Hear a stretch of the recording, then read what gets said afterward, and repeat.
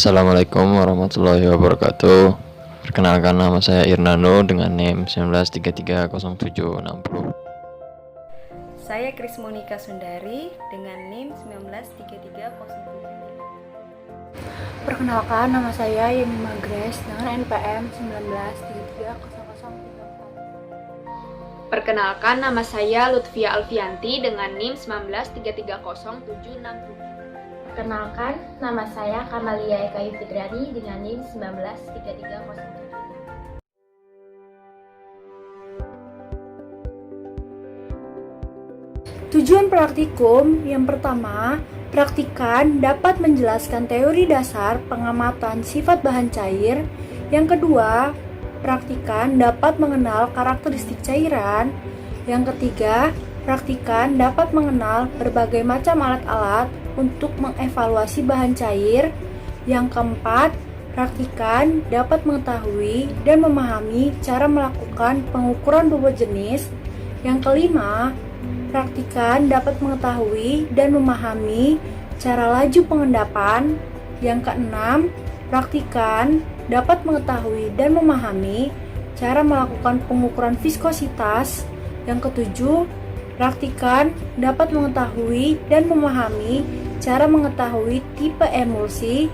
Dan yang terakhir, praktikan dapat mengetahui dan memahami pengaruh sifat aliran cairan Newton dan non-Newton. Baiklah, di sini saya akan menjelaskan prosedur kerja dari piskometer. Yang pertama itu pastikan kabel power dalam keadaan terhubung. Yang kedua itu water pass harus berada di tengah dan jarum penunjuk harus berada di angka 0. Yang ketiga itu siapkan sampel yang akan diukur di viskositas dalam beker gelas yang berukuran 50-100 ml. Ini tergantung viskositas dan ukuran spindle-nya. Dan yang keempat itu isikan sampel hampir mendekati penuh agar spindle yang dipakai untuk mengukur cairan seluruhnya masuk sampai batas spindle. Dan yang kelima itu siapkan piskometer, lalu pasang spindle sesuai dengan sampel yang akan digunakan dengan tingkatan kekentalan. Nah, di sini harus ada sedikit perhatian, harus diperhatikan dalam pemasangan spindle. Jarum penunjuk tidak boleh bergerak pada saat pemasangan spindle. Di sini ada nomornya, nomor ukuran spindlenya. Yang pertama itu nomor 1/61 untuk sampel cairan. Yang nomor 2-nya itu per 62 itu untuk sampel cairan agak kental. Nomor 3/63 untuk sampel lebih kental. Dan nomor 4/64 untuk sampel kental. Yang keenam, taruh beker gelas yang telah berisi sampel di bawah spindle. Lalu turunkan spindle sampai batas spindle. Nah, ini dilakukan dengan hati-hati saat menurunkan spindle. Kenapa? Pengamanan spindle ini sebenarnya tidak boleh sampai ke dasar atau sampai menyentuh wadah. Lalu atur kecepatannya atau speed atau RPM. Dan yang ke-9 itu turunkan saklar dengan tombol on dan tunggu selama 30 detik sampai jarum penunjuk konstan. Yang ke-10 itu tekan dan tahan tuas rem atau brake yang ada di belakang mesin untuk melihat hasil pembacaan pada skala sambil menaikkan saklar atau off. Yang 11 itu tentukan hasil pengukuran seperti viskositas atau yield reading atau hasil pembacaan dikali faktor. Di sini lihat faktor yang tertera pada alat atau pada lembar faktor finder. Sekian. Berikut adalah rumus yang digunakan dalam menghitung viskositas suspensi auxiliary. Yang pertama, kita menghitung viskositas. Rumus yang digunakan adalah faktor dikali skala yang terbaca pada suatu alat. Kemudian, viskositas ini dihitung pada RPM. RPM-nya yaitu RPM 6. Kemudian, untuk menghitung kecepatan geser, yaitu menggunakan rumus spindle yang digunakan, spindle atau dengan nomor spindle yang digunakan dikali dengan RPM. Pada suspensi amoxicillin, spindle yang digunakan adalah spindle nomor 4. Kemudian, berapa spindle itu kemudian dikali dengan RPM. Yang ketiga, yaitu gaya. Rumus yang digunakan adalah viskositas dikali dengan kecepatan geser. Data hasil pengamatan viskometer profil pada sediaan suspensi amoksisilin spindle nomor 4 dihasilkan pada RPM 0,3 didapatkan skala 4, pada RPM 0,6 didapatkan skala 10, pada RPM 1,5 didapatkan skala 30, pada RPM 3 didapatkan skala 45, pada RPM 6 didapatkan skala 60, pada RPM 6 didapatkan skala 50, pada RPM 3 didapatkan skala 21, pada RPM 1,5 didapatkan skala 16, pada RPM 0,6 didapatkan skala 9, pada RPM 0,3 didapatkan skala 6. Selanjutnya saya akan menjelaskan perhitungan dari viskositas dan sifat alir.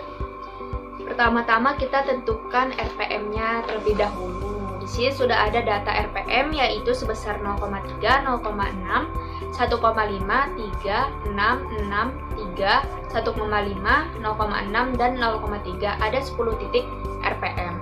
Setelah RPM, kita menentukan skala baca. Di sini sudah ada data skala baca sebesar 4, 10, 30, 45, 60, 50, 26, 16, 9, dan 6. Setelah skala baca, kita tentukan faktor. Faktor itu tergantung dari tipe viskometer yang kita pakai itu tipe apa. Yang kedua, ukuran spindle dan RPM-nya itu berapa. Di sini sudah ada data faktor sebesar 20.000, 10.000, 4.000, 2.000, 1.000, 1.000, 2.000, 4.000, 10.000, dan 20.000. Setelah faktor, kita menentukan viskositas dengan satuan centipaus. Dengan rumus faktor dikali skala baca, kita dapatkan data viskositas.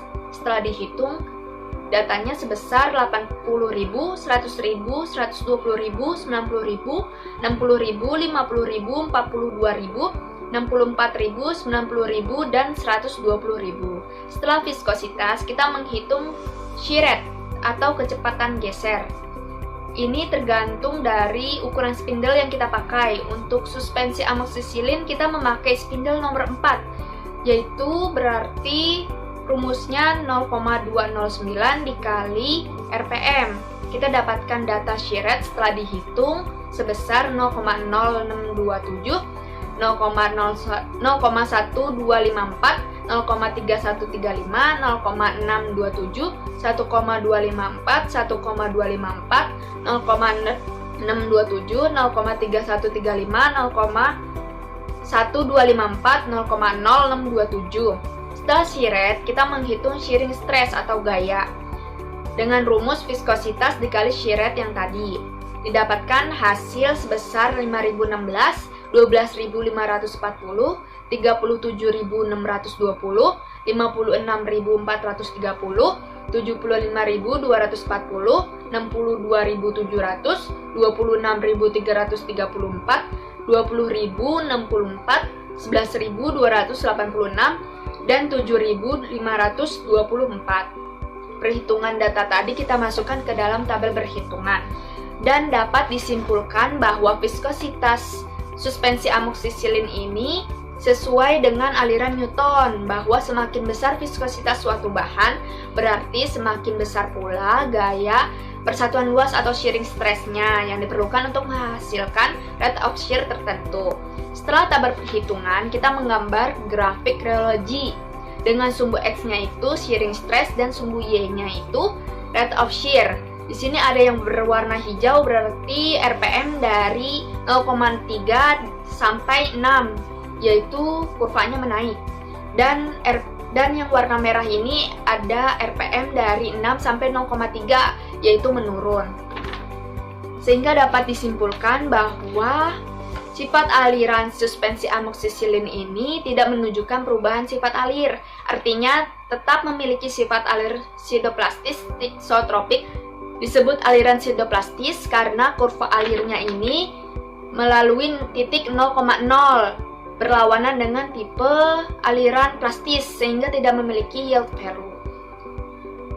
Viskositas zat pseudoplastis berkurang dengan meningkatnya rate of shear. Lalu kenapa pula disebut juga thixotropik? Karena kurva menurunnya itu berada di sebelah kirinya kurva menaik.